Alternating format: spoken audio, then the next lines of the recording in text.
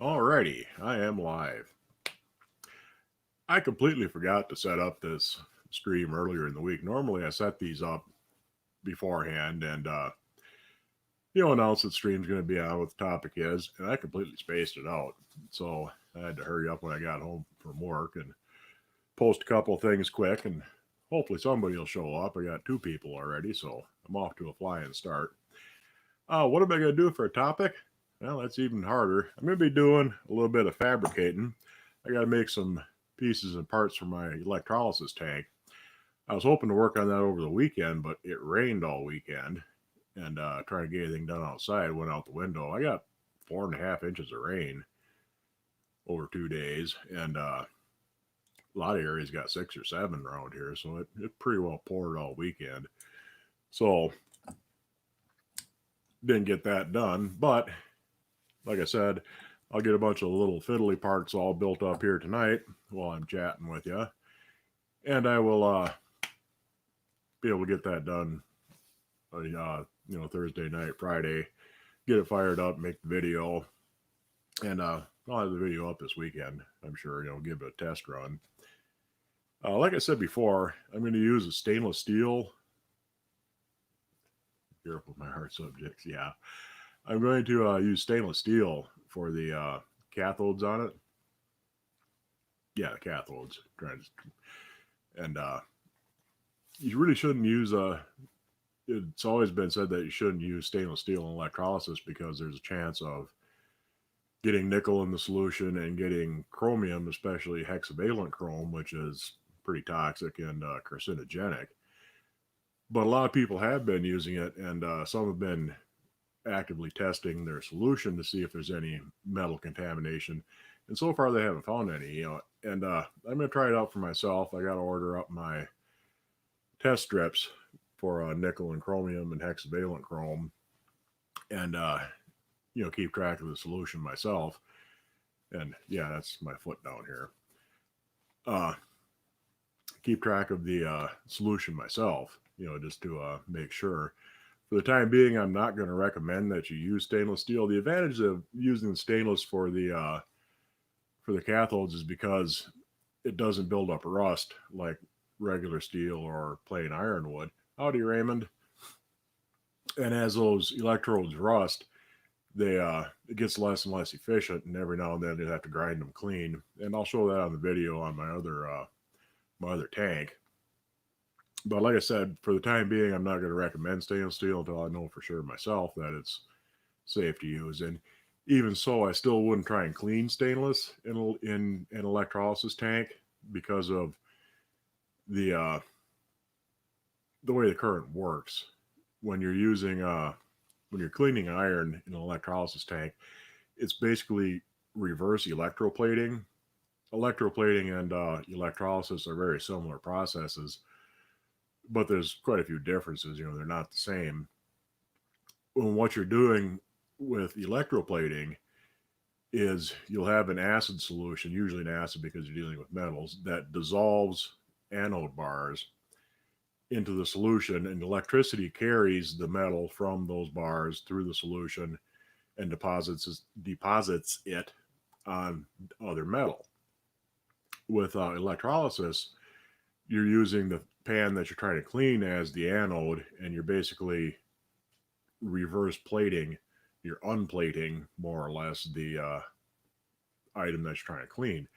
But the difference with electrolysis is the metal doesn't go into solution. You're not dissolving the metal in the solution or anything like that.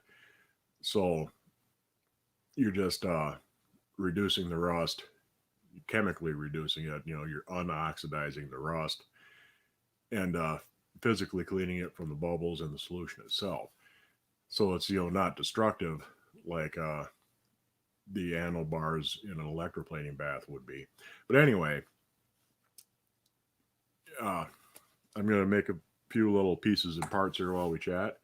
It's Shinuto. Hi, good to see you. And I'm going to show you something here that I got during the week. This just came UPS today. I bought this on an auction site, and it's a Descoware. You can see that there. It's a small, not quite a Dutch oven. It's more of a casserole dish. And this thing, I don't think it's ever been used. It's looks brand new. I mean, it's absolutely pristine. You know, there's no blazing white inside. There's no staining. There's no chips on it anywhere. It's that kind of flame orange fade pattern. Really pretty. And I got it on the auction. This is an example of what you got to kind of look out for when you're buying things online. The winning bid on this was $17, which is a fantastic price for something like this because Descoware, people are kind of wising up to it.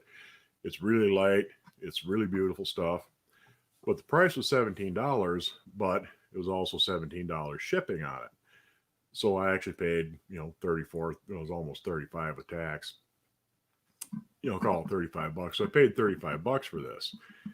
Now, if I'd have been able to get it for 17, that would have been great. But even so, 35 bucks is a good price for something like this. Because like I say, people are catching on to Descoware. It's real light, it's real good stuff. And it's a hell of a lot cheaper than Le Creuset, which is insanely expensive. But the prices are starting to go up on this. Usually, this used to sell for 20, 25 bucks. Now stuff like this is going closer to $30 to $40. And it might go up a little bit more from there. Who knows? But like I said, this thing is just, it's really pretty color. And it's absolutely pristine. And I'm just tickled to death to have it. And like I said, it's more of a casserole sort of a dish. It's a little bit small for a Dutch oven. But that is really nice. And that'll be great for baking bread. These enameled Dutch ovens and casserole dishes work really fantastic for baking bread. Hi, Robin. Track Rock. Your tank is a 25-gallon commercial stainless steel honey extractor. Yeah, that'd work good too. Well, it'd be kind of fun someday if I could find find a really old milk bulk tank. With something like that. They're usually 500-600 gallons. Newer ones are huge because farms have gotten bigger over the years. But something like that would really work good too. But anyway, I showed you that. Let me grab my drill. And hopefully the noise won't be too distracting from the drill. And I'll make some holes. These little C-clamps I'm going to use for holding the pans. I clamp them to the edge of the pan and suspend them in the solution. And small C-clamps like this work really great for that. And you'll see here in a little bit once I get one drilled out and all put together.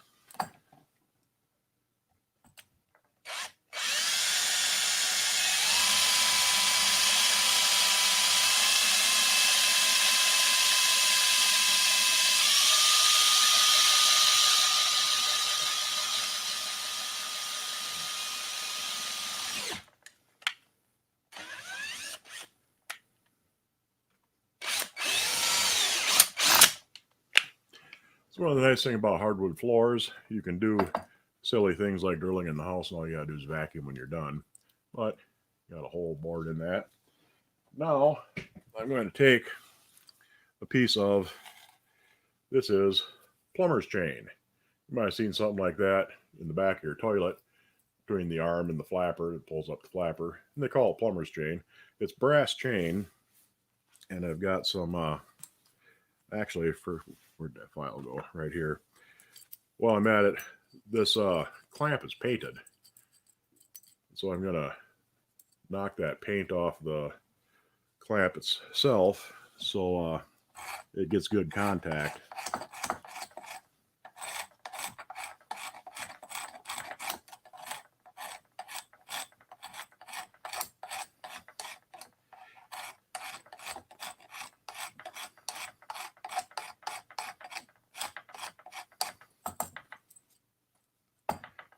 Couple more little spots there.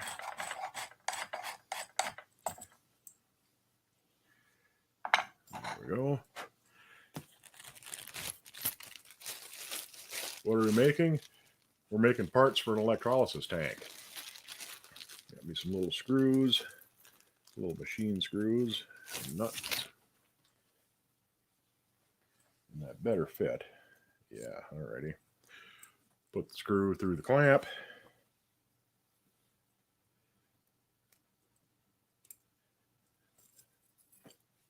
Set my nut down here. Get hold of my... Now I know you fit in there because I checked. This wants to be a little bit tight. And we'll attach the chain. Yeah, it doesn't quite want to slide on there easy. My favorite cast iron pan. I have several favorites actually that I use quite a bit. And I really should have knocked the paint off of that too, but I'll do that on the next one just to make sure. But anyway, one of my best pans for browning is a little made in Taiwan skillet. They got a lot of pretty nice stuff, and I make a point of kind of rotating through things so they all get used every now and then, just to keep them in good shape. And later on, I'll have to trim off the extra. That screw is a good bit longer than it needs to be, but that's what they had. Pliers. I got pliers here.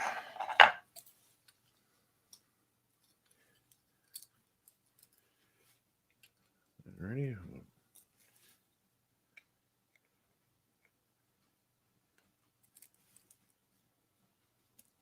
Snug this up.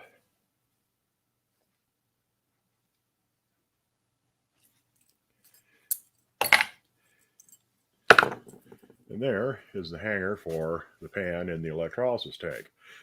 Now what I'll do, I don't have it right handy, but I'll cut a couple lengths of 2x2 board and bore a hole through the middle of that, run the chain through the hole, and then stick a cotter pin through the loops of the chain so I can move it up and down depending on the size of the thing I'm cleaning and how deep I want it in the tank.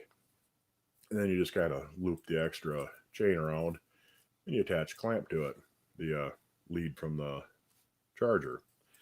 But like I say, I'll trim off that little bit of extra later on. I'll probably have to take this one apart again just to knock that paint off of there. But I'm going to make two more here quick. And grab my drill.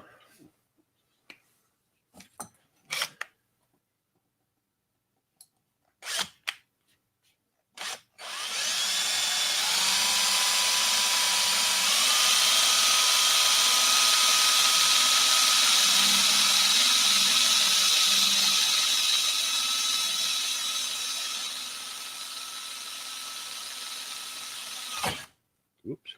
That's why you shouldn't hold things that you're drilling in your hand, because the drill kind of grabs sometimes as it punches through. But I like to live dangerously too. My shop teacher would have had a fit if he saw that.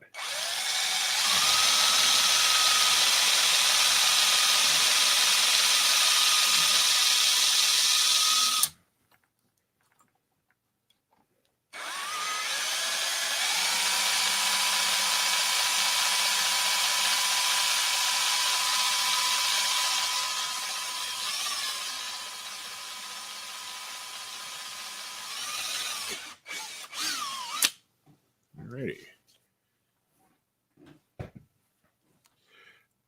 Probably not the most thrilling stream watching me drill things, but it can be kind of fun too now and then. Apply a little bare spot there.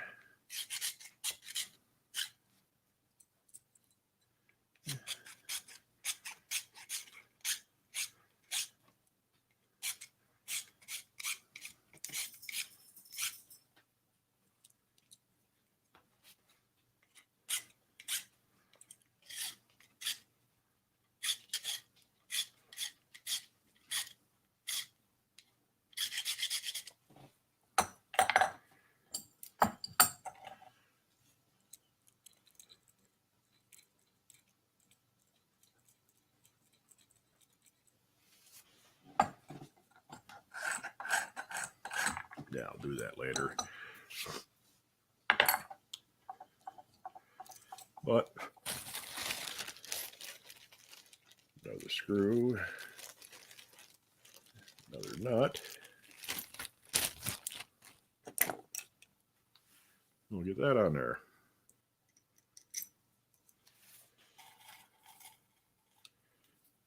Piece of chain. Which end do I have here? There we go.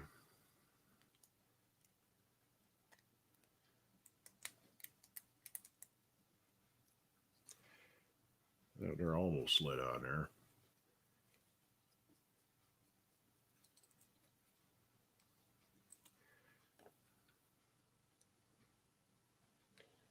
I have a little pan handy here. Yeah, I got something.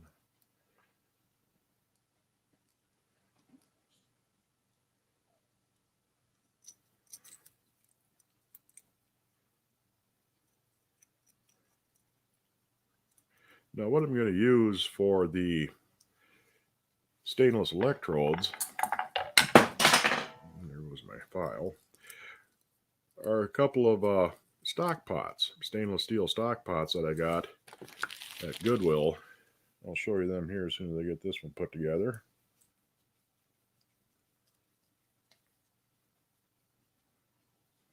I want that right about there.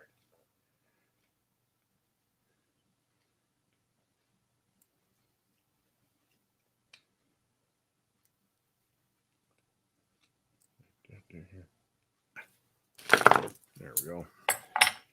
We got a couple of stainless steel stock pots. One's got a lid. Click on that thing. And I paid not much. One of them still got the tag. I paid $3 a piece for these. Let's see it there, hopefully. $2.99. This one here still has the label on it, but it's got a crack right there in the edge. So what I'll do is I'll cut the bottoms off, then split them down the side. I'll flatten them out and unroll them, and I'll use these for the electrodes inside the tank. And I'll have the bottom pieces for other pieces, and I got one lid here. I also got myself a big stainless stock pot to use. It's bigger. It's a good bit bigger than that big one. A Walmart cooking whisk for the cathodes. Yeah, that'd work. Yeah, it's cheap, and it's pretty cheap for stainless steel. Been looking for a 32 quart one of them. I'm jealous. Yeah, I got a. It's a good bit bigger than the larger one. I'm not exactly sure what size it is. Maybe a 16 or 18 quart stainless stock pot. I'll show you how these are supposed to work. Reach it. Here,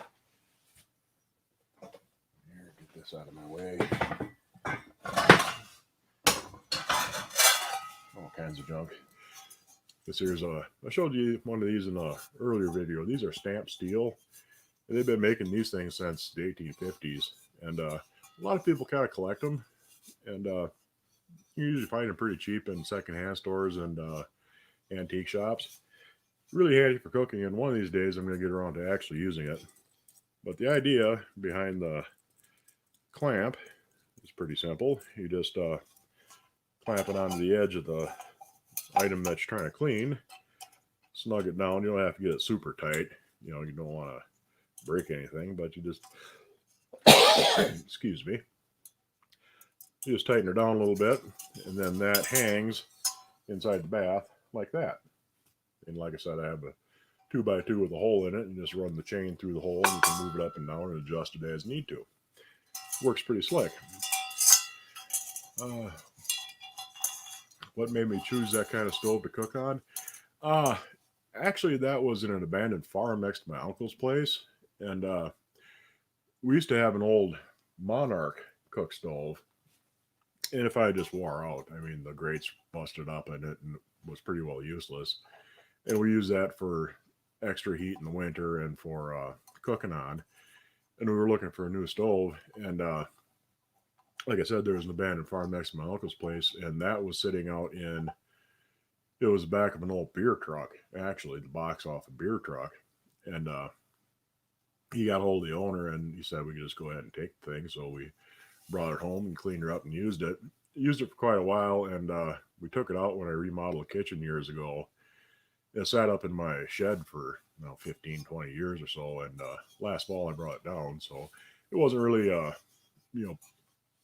decision for that particular stove. It's just that it was free and it was good. So that's the stove I ended up with. Cam and Sheldon. Hello again from Idaho. Well, hello again from Wisconsin.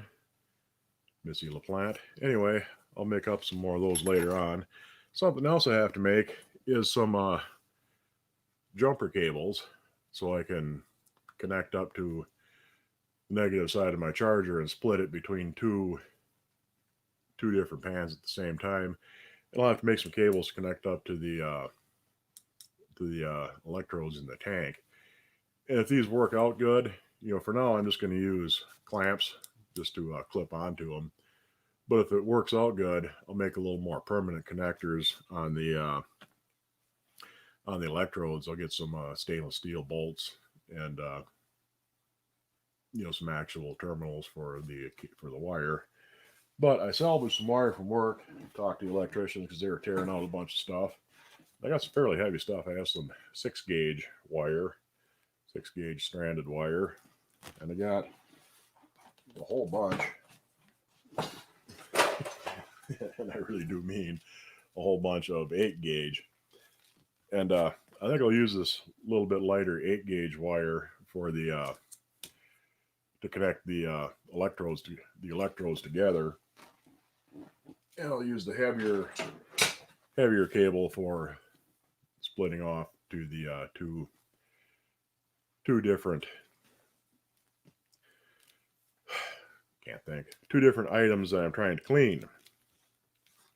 So I'll unroll some of that. Got way more than I need, but it's always nice to have way more wire than what you need. And I'm just going to kind of guess about yay far. And then I'm going to try and guess where I put my wire cutters. I know I have them because I got almost ready for this.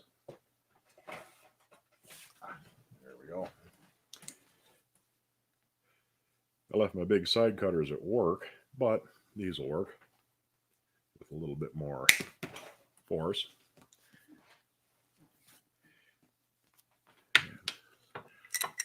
Do a little bit of stripping here. Let's see. There we go. Now this is a little bit heavy wire for these clamps, but I should be able to get them to work out all right. Open that up just a little bit more. Yeah, that's good.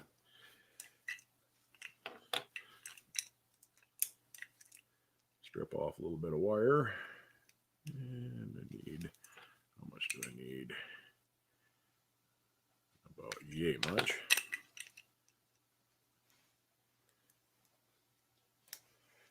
But anyway, like I said, I'll have that going this weekend. And I'll go into a lot more detail on the video, about setting it up and actually running it.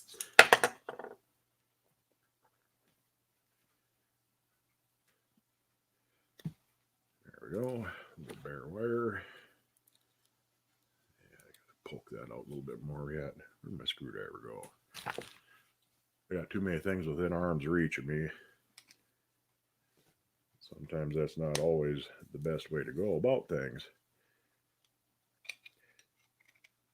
Besides, I'm terrible for putting things down and having it disappear.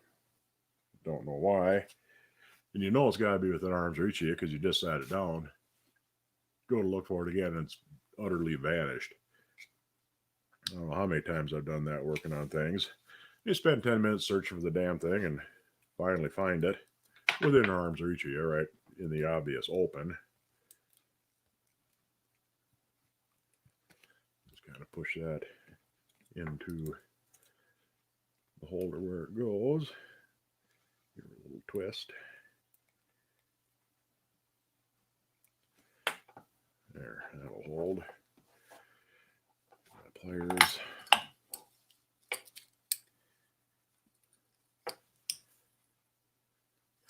I'm not worried about putting the little insulator sleeve back on there, but I can. But I'll put that, crimp that down a little bit.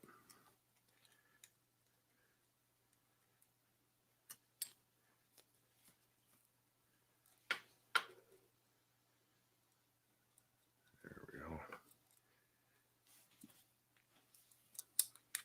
And that should hold good enough.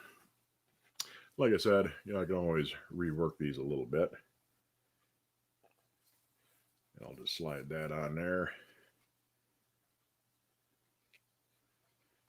And there's one connector for my to hook onto the pan that I'm trying to clean.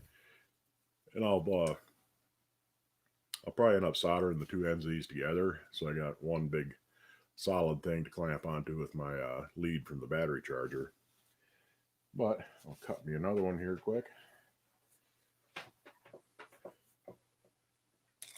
About the same length. Hopefully these will be long enough. They should be. And if not, I got plenty enough wire to make some more.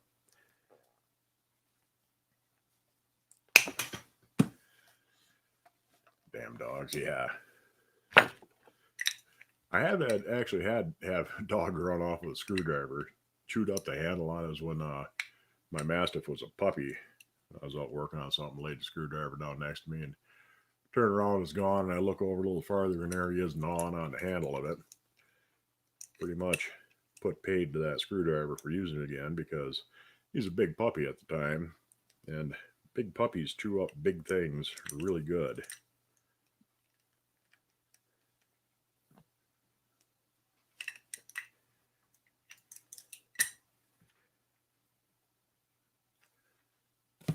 There we go. And there's the pack I got open. There we go. And I'm not terribly worried about the color coding on them between red and black, because I know what I'm doing. Yeah. Which pretty much guarantees that I'll end up hooking something up backwards at some point. But like I said, I like to live dangerously. Patricia, good to see you. Came in just in time to watch me doing a little bit of playing around with parts for my electrolysis tank.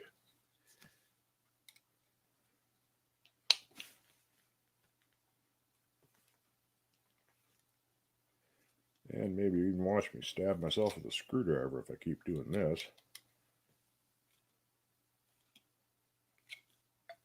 There we go.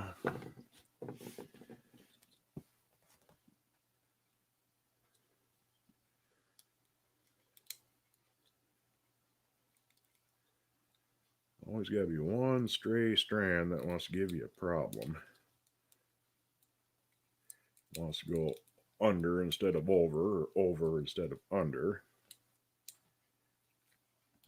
There we go. That's got them. Get that bent around.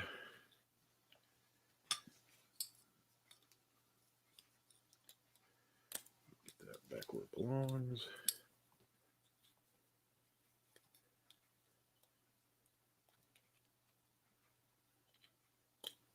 Clamp them on down.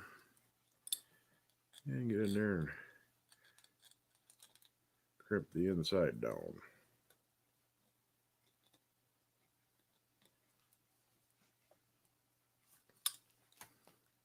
Alright, that's good and solid. There's a couple of leads. Horses take off with your tools and reach in a vehicle and grab your purse. Well, you have to train your horse not to do that sort of thing. But anyway, here's a good start on some of the things. A couple other little bits and pieces I need to make for it yet. And wipe my eyes. And it should be a improvement on my electrolysis setup, because then I can do some more things at more times. And I got some really rusty pans I'm going to try test it out with, because I deliberately made them extra rusty. I stripped them off in the lye tank and left them out in the rain a little bit, so they're pretty heavily rusted, and that should definitely be something to test out and see how much buildup you get on the electrodes, and if it needs to be ground off or just wipe off clean, or if the stainless will even will even pick up rust like that. It really shouldn't, because most of the rust that forms on the electrodes is the electrodes themselves oxidizing. And if the stainless doesn't oxidize, it shouldn't be a problem. So I'm hopeful.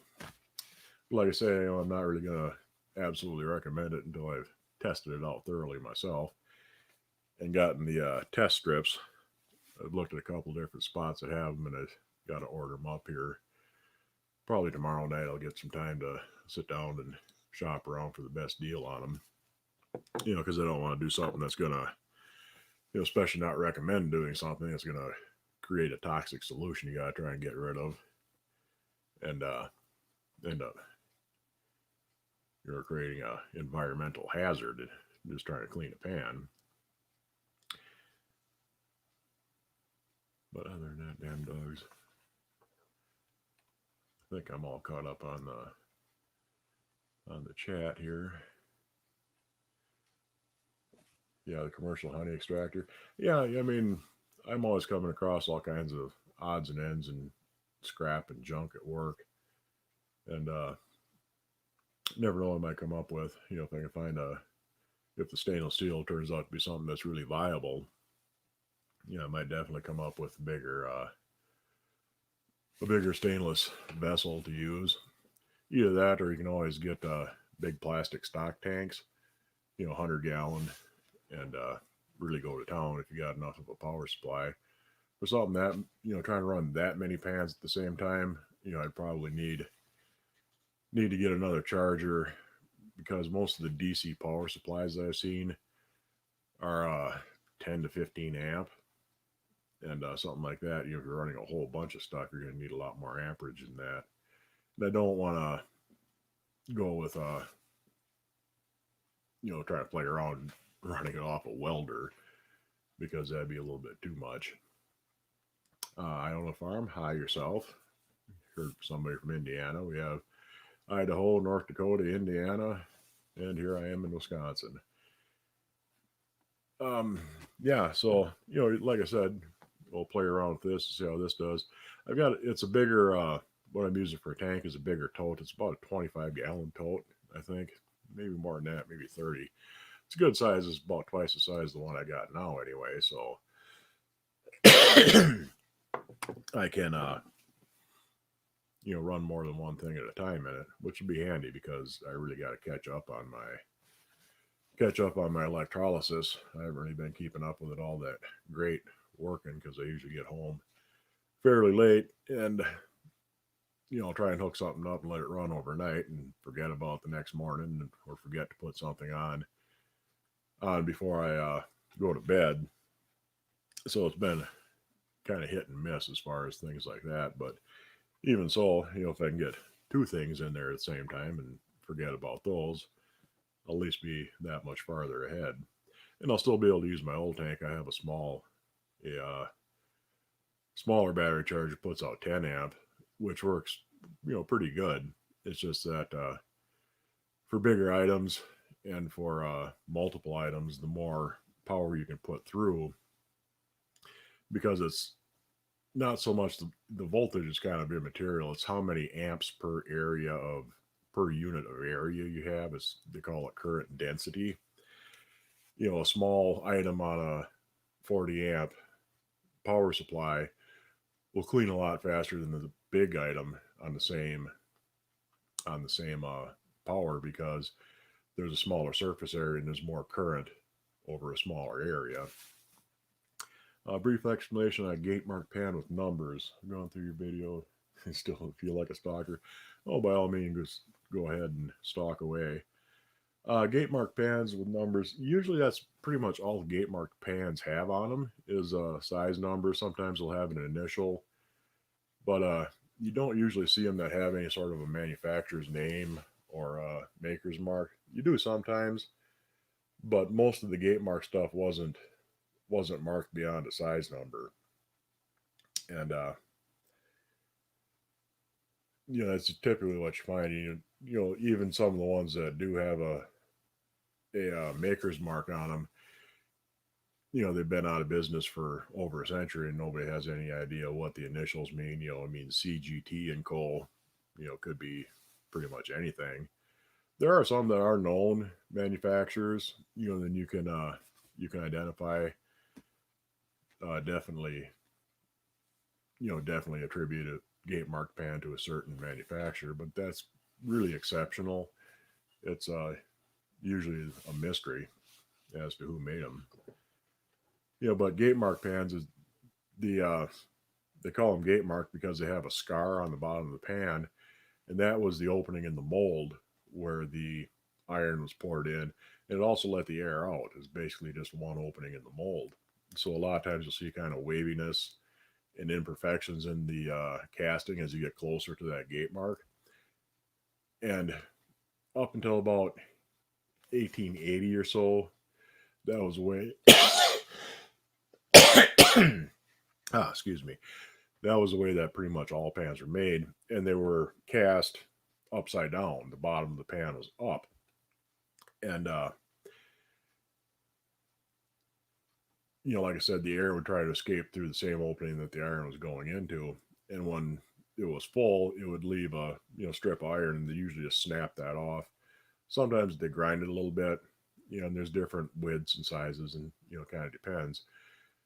But starting about 1880, most manufacturers switched over to casting the pans from the edge. If you look on pretty much any pan made since 1890, 1900 or so, alongside the handle, you'll see an area on the rim of the pan that's been ground off.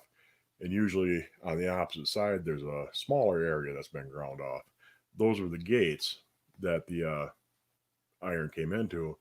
Next to the handles where the iron entered, and on the other side, they'd have an air vent, and they'd pour it through, and you get a better quality of casting because the iron would push all the way through the mold, and you wouldn't have it trying to fight air getting out and iron getting in at the same time and cooling off the edge.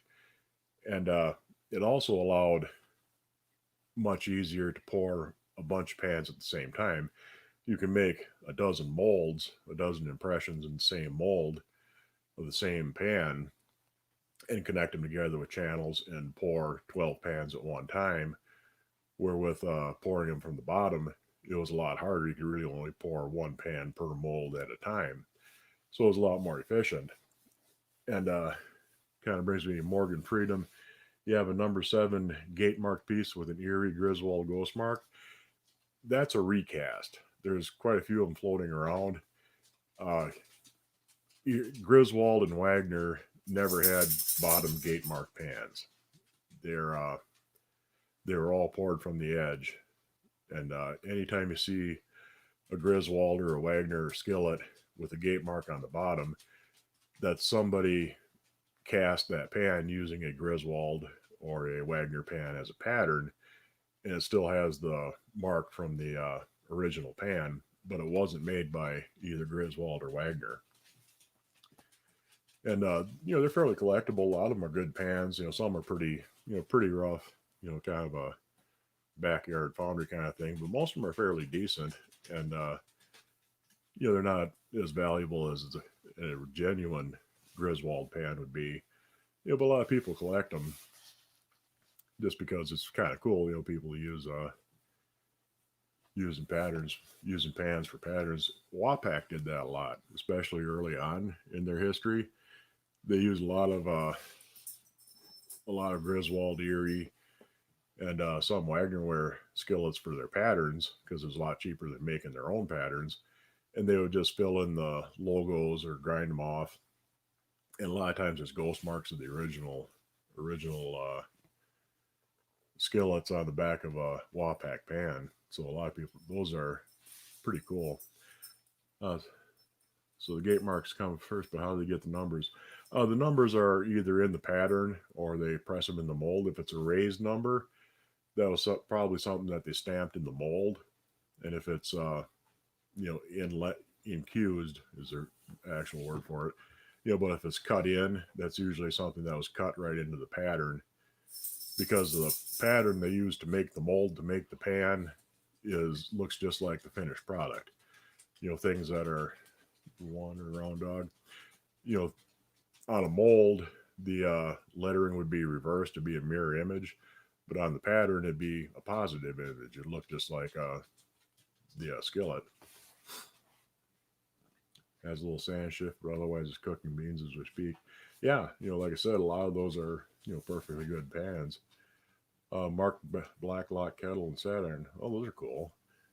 I don't have any really old Lodge. Some of the before they started with before they took their name off and started going with the notched heat ring, and that silly mutt wants up. You don't have to go out just yet. You were just out, you silly dog. Anyway, they were where was I?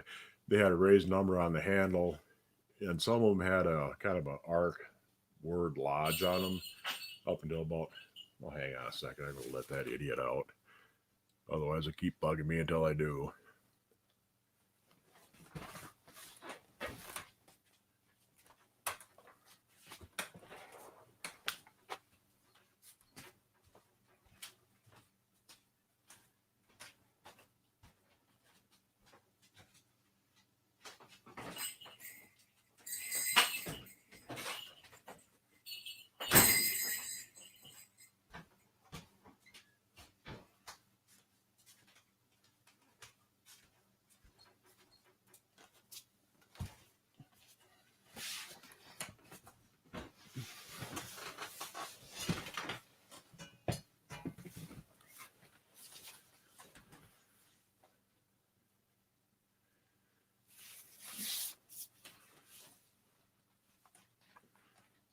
Let's see. Anyway, where was I for the dog interrupted?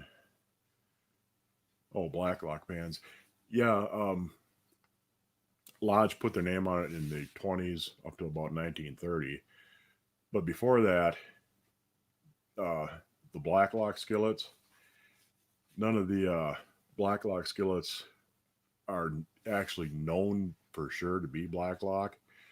There are some marked, like I said, kettles and things like that are marked Blacklock. But the skillets, they kind of guessing by what really early known Lodge skillets look like, because Blacklock became Lodge. Track Rock went blind. Oh, I'm sorry to hear that. I got a little guide. I got a dog here I might sell you for a guide dog.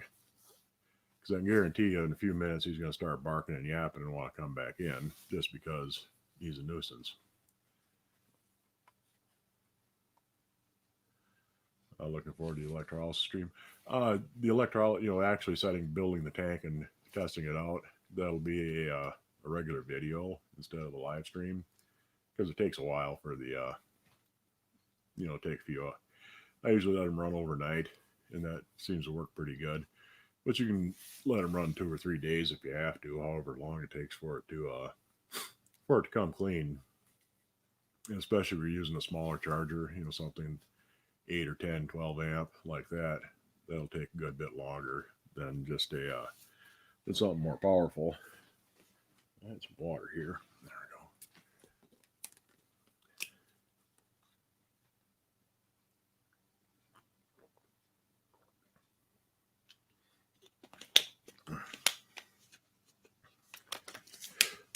we go. One more. Yeah, tickle in my throat.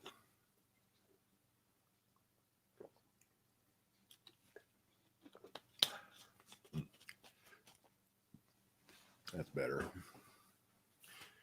Anyway, yeah.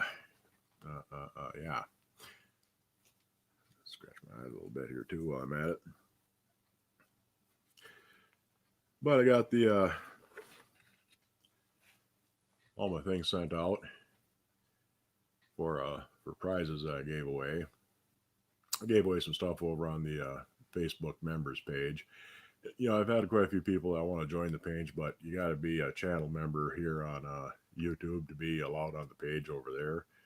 So, I kind of hate to turn you down if you're not a member, but that's one of the perks of joining the YouTube channel. What do I do for a living? I'm a laborer. I do all kinds of things, a lot of demolition work. Right now I'm mostly, mostly doing, it's called building and trades. Basically basic construction on pretty much anything. I spent years doing water and sewer, building water and sewer mains. Worked on all kinds of different things: roads, dams, schools, pipelines, quite a few, quite a few different things that us laborers do. But usually it involves anything that's difficult, dirty, or dangerous. So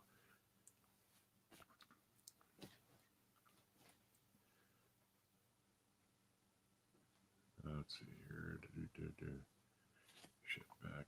Yeah, okay. I'm all caught up on that.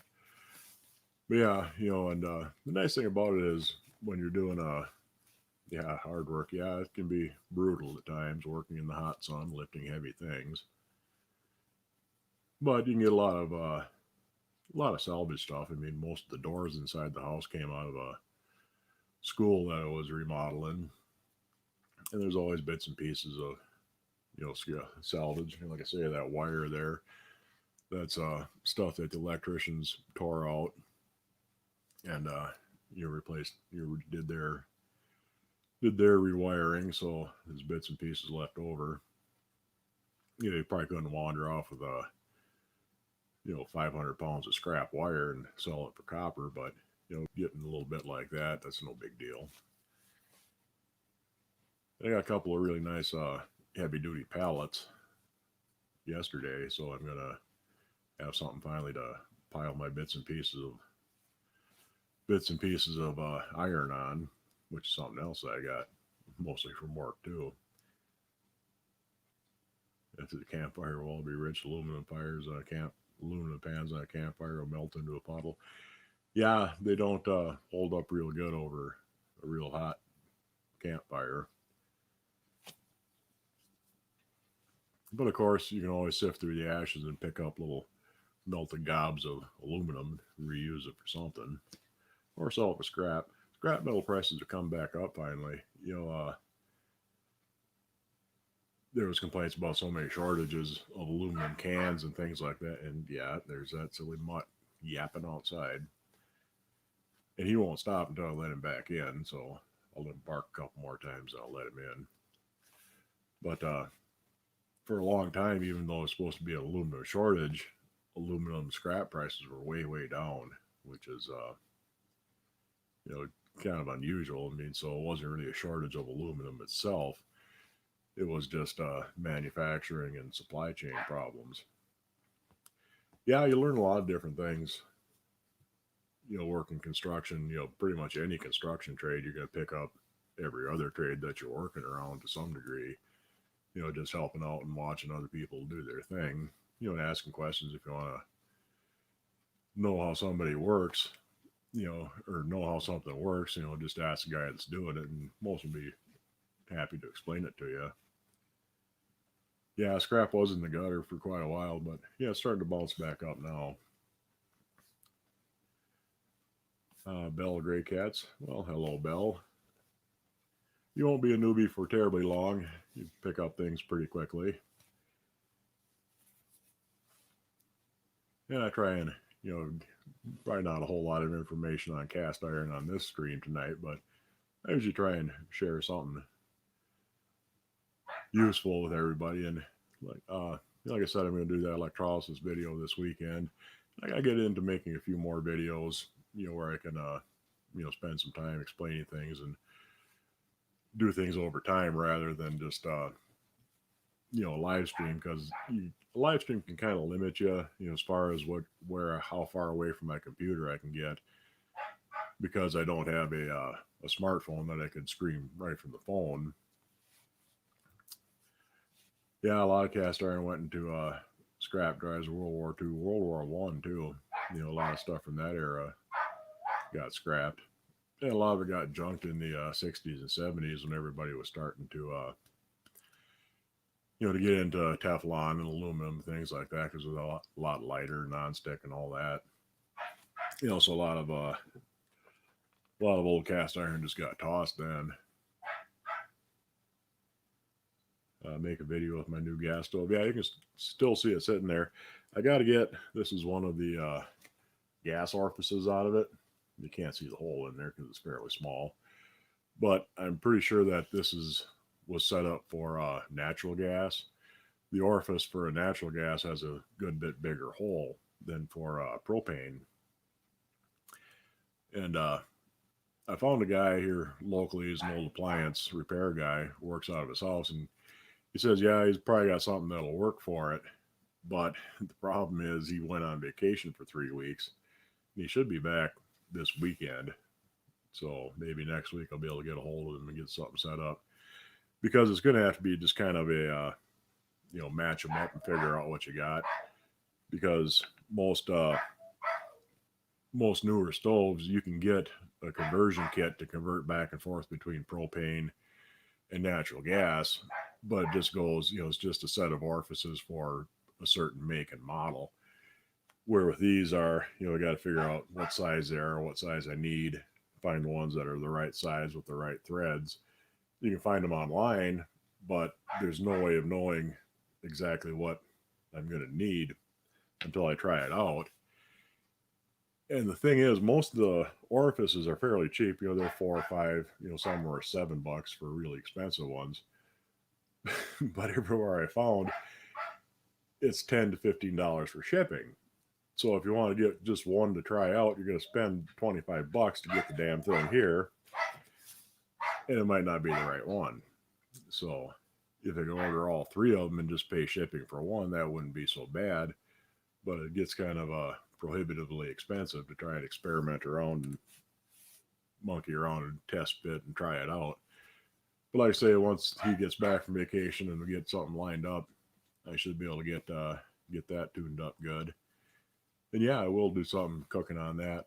Probably set it over on top of the wood stove and fire it up, and away we'll go. I'm gonna let my dog back in quick here because he's gonna keep on yapping until I do. And you'll go blind again for a second.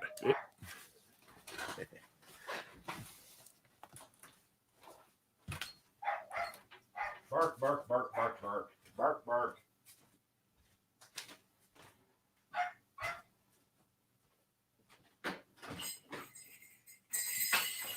Get in here, you.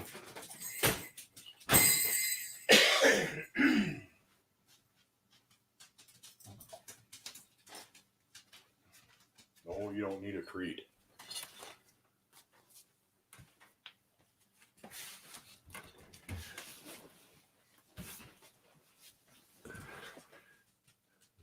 Silly dog wants to be rewarded for making a nuisance of himself. Oh, he wandered through earlier. He'll probably be back around here in a minute. Kathy. Yeah, cast iron is great in the oven too. I mean, even just a skillet, you can do a lot of different baking things in a cast iron skillet. You can bake a cake in one if you want. There he is poking around the corner.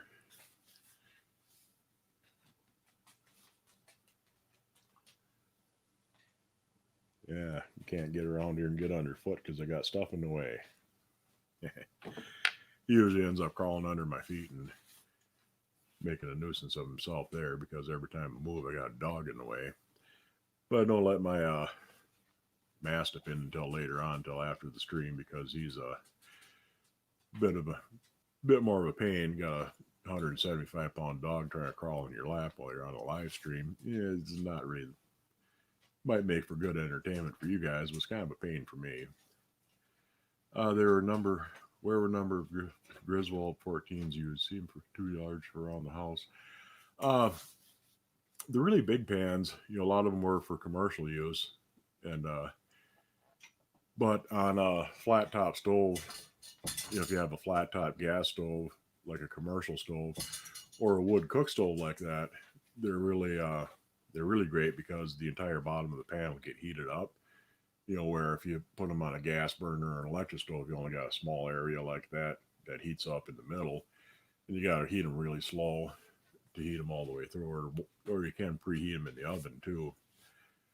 But yeah, I mean, for a modern stove, some of the really big pans are kind of impractical. But if you have something, something with a flat top or over a campfire, they're great. And if you had a big family and a wood cook stove, number 14 pan would be ideal because you can fry up breakfast for everybody in one pan. And they make them bigger than number 14s too. They call them hotel skillets. And usually instead of a regular skillet handle, they'll have a big loop handle on either side. And some of those are up to 24 inches. You know, and some were marked, some weren't. There are a lot of different makers. But those are almost always always meant for commercial use, because you could, like I say, you can make several servings of something all in one pan at the same time, and they're great for restaurants. And another thing about big Griswold pans, a lot of the earlier Griswold, the slant logo ones, had a heat ring on them. But they did keep the heat ring up until about the 1940s, but for the most part, most of the Griswold skillets you're going to see have a smooth bottom on them after about 1910. But number 12 and bigger, all the way through their history, all pretty much always had a heat ring on them, even after they, more or less eliminated the heat ring on everything else. Cute. Yeah, he is cute, but like I say, he tends to be a nuisance at times. Yes, they do. Thanks, Mud. I have a guy out in town who searches for old iron pans, even the rusty ones. Cleans with Brillo and paints them. Yeah, I've seen, quite a few skillets that are, painted. People paint scenes in the bottom of them. I don't mind something with that, if it's like a cracked pan or, something that isn't terribly, terribly valuable. But I have seen some, really old vintage pans that are worth quite a bit of money on their own that somebody painted on. And it's not always a very good artist either. You're bound and determined to get underneath there, aren't you? Well, get yourself unstuck. There. There. Are you happy now? What's the oldest cast iron pan I have? For a skillet, let me think here. I have a couple of Gatemark skillets that are probably from, late 1800s, 1880, 1890, in there somewhere. I have a big kettle. It's a Jewett and Root kettle. And Jewett and Root were stove makers, and I forget where they were from, but anyway, they were a fairly big stove maker. And that dates from somewhere between 1845 up until about 1860. So that's getting pretty old. That's 160 years old or so, depending on when exactly it was made. And I have an old waffle iron. It's probably 1870s, 1880s. But most of them are, quite a few of them are, turn of the century, turn of the last century, or 1900, 1920s in there. And I got some new stuff. I got quite a few Lodge pans that are brand new. And yeah, and you can keep using them. I mean, a lot of the skillets I have that are a century or better old, I use them all the time. What date are the most fancy handled skillets with the Gatemark? Yeah, I know what you're talking about. I think those are mostly 1890s up to about 1910, I think. But I'm not really positive on that. But I know what you're talking about. I'd love to have one of them. I don't have anything like that. They had fancy scroll work on the handle, sometimes kind of floral patterns. I've seen a couple of different fancy patterns on them, and I'd really like to have one. How do you clean old cast iron pots for cooking beans and stews? You mean just a regular cleaning after you're done, or full on restoration? You got an old rusty, crusty pan that you want to bring back to life and start using it again?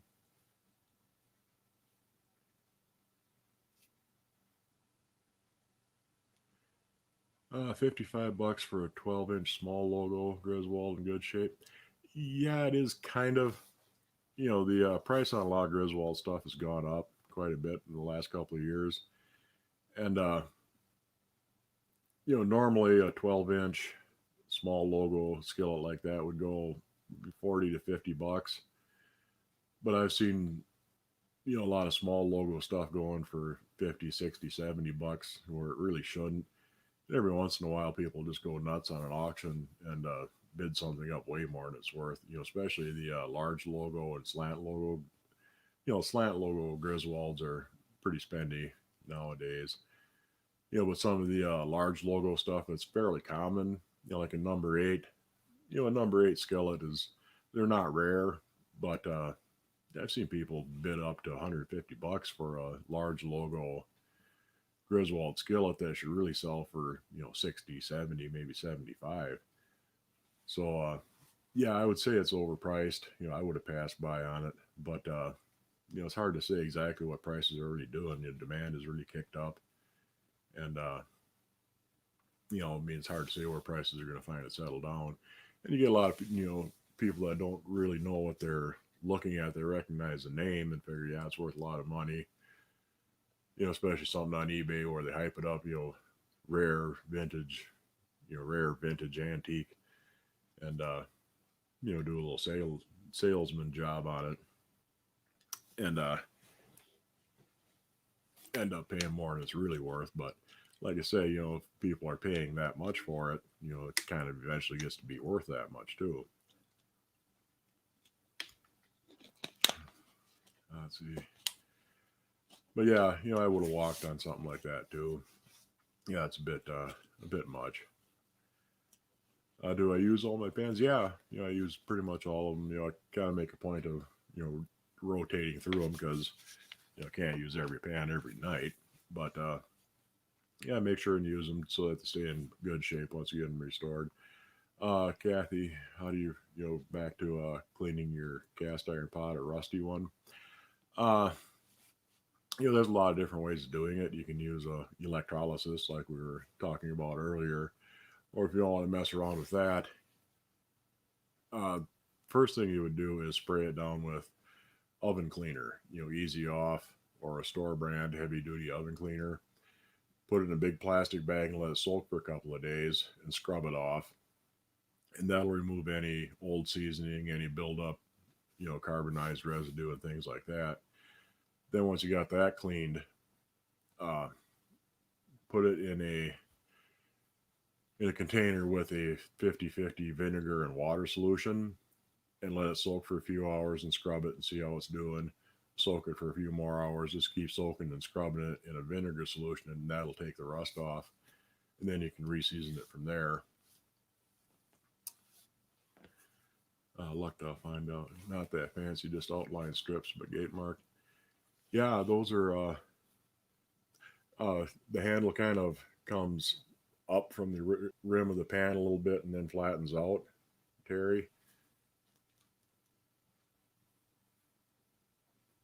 I know what you're talking about. It has kind of the outline strips. The ones where the handle kind of rises up and then flattens out. Those I think were about 1890s for the most part. Yeah, you're welcome. I mean, like I said, there's a bunch of different ways. I use a lye bath to strip the old buildup off of them in the old seasoning because it's more economical for me because I do a lot of pans. But if you only have one or two pans, oven cleaner is the way to go for that. If you just have a couple pans that you need to restore. And it's the same with the electrolysis. It's a bit of monkeying around to set it up, but it's really easy and it will remove rust and it'll take buildup off in one step if you want to. Although I usually strip the pans and lye first and then into the electrolysis to give them a final cleaning. Hi Margie, good to see you.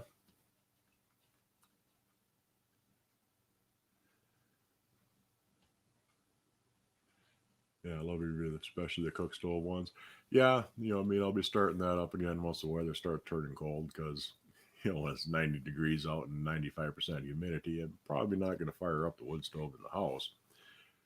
But, that's why in the old days they had summer kitchens, a little lean-to out back of the house with a cook stove in it because you don't want to get the whole house heated up. But yeah, once it turns cold and, I'll definitely be doing a lot more cook stove cookings. Toxins not a concern with oven cleaner. No, it it rinses clean, and oven cleaner is pretty much, it's mostly lye with a little bit of a thickening agent in it, and you know, lye is, it's caustic, but it isn't toxic. I mean, lye itself isn't poisonous, but a strong enough lye solution will burn you. You'd be surprised at how many foods, medicines, all kinds of things that lye is in. Sodium hydroxide. It's used as a buffering agent in tons and tons and tons of medicines. Pretty much everything out there has sodium hydroxide as a buffering agent. And you know, same thing with food. Pretzels are cooked in lye. You know, really traditional pretzels and traditional bagels are cooked in lye too. Actually, or your real weak lye solution. If a guy could find an old wood burning cook stove, what kind of money would it cost? I mean, it really depends on how big and how fancy it is. I mean, mine is a, you know, kind of a middle of the road style of stove. You know, it's a medium size, not real fancy, but it's, you know, fairly nice. And I'm fairly sure this is one that the was sold through Sears Roebuck, you know, in the 1920s or 30s. So something like that in working order, you know, depends. You know, $500 wouldn't be too much for it, and you can find them anywhere from, you know, something like that, anywhere from $300 to $700. You know, kind of, you know, depends on what condition it's in, how fancy it is. You know, some of the really, you know, some of the older ones with all the fancy scroll work and all the chrome and nickel plating, if they're in good shape, I mean, they can go for 2 or 3 thousand. But you know, basic cook, you know, a good basic cook stove, you know, $500 or so. You know, it's kind of an average sort of price for something like that. Uh, yeah, like I said, you know, the toxins are a concern. You know, you rinse it off good with water and scrub it, and then scrub it with hot soapy water, and it won't be a problem.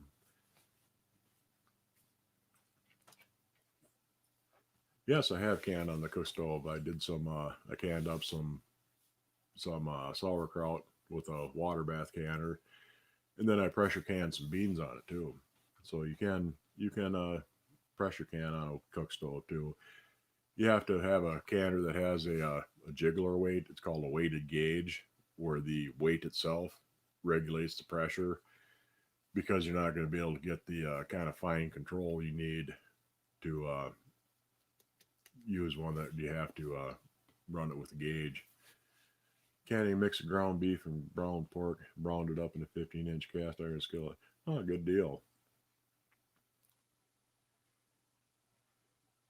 Yeah, I've got. I wanted to can some peaches, but I haven't seen any canning peaches in the store, and I don't think I missed them. Usually they come in. They should be in now, but I haven't seen any yet. So I'm gonna have to keep an eye out when I go shopping this weekend and try and get a couple lugs of peaches. Last year I didn't can any, and kind of regretted it. But you know, I got some blackberries. Gonna make some blackberry jelly out of those. I'll probably do a video on those because I'll use my. I got a old cast iron fruit press a couple of months ago. I'll get to use that and fire that thing up. That'll be fun. Hello from Pittsburgh. Hi, Steve. It's good to see you. But just about time to go. I've been going for even a little longer than an hour and 10 minutes this time around. So I'm going to turn you guys loose, and I'll see you next week. I think I'm the weighted.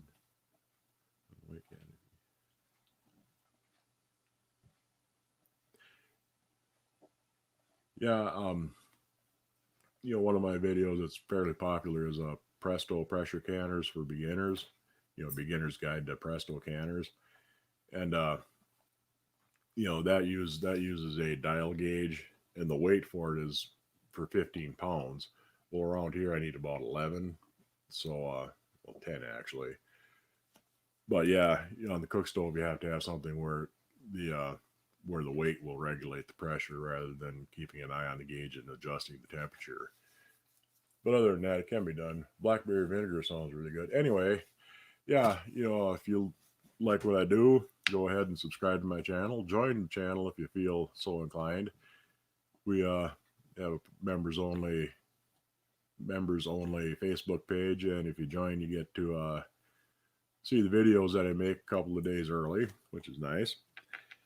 And we do giveaways here and there, both here and on Facebook. And hit the like button on the thing, because that helps with YouTube spreading the word and keeping their algorithms happy. And I'll see you next week, and we'll come up with something different and new for then. And I'll talk to y'all later and say goodnight. End. There we go. Whoops, not quite yet.